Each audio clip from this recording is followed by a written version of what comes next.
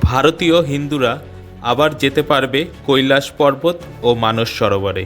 2020-তে চীনের সঙ্গে ঝামেলার পর চীন বন্ধ করে দেয় কৈলাস পর্বতে যাওয়ার রাস্তা।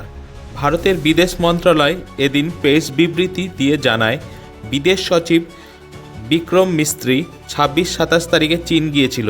সেখানে চীনের বিদেশমন্ত্রীর সঙ্গে আলোচনা হয় ভারতের পুণ্যার্থীরা যাতে কৈলাস পর্বত দর্শন ও মানস সরোবরে যেতে পারে তার জন্য।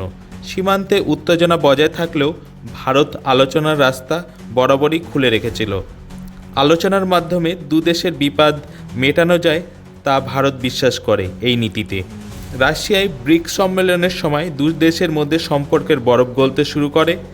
তারই মধ্যে দেশের সীমান্তে সেনা সরিয়ে নেয় দুই দেশই। রাশিয়ার কাজানে মোদি ও জিনপিং বৈঠক করে। ভারত থেকে সরাসরি চীনের বিমান বন্ধ ছিল এতদিন, তা খুব শীঘ্রই চালু করা হবে বলে জানিয়েছে দুই দেশ। Bureau report, Kolkata.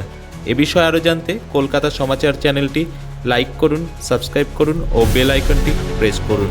ধন্যবাদ।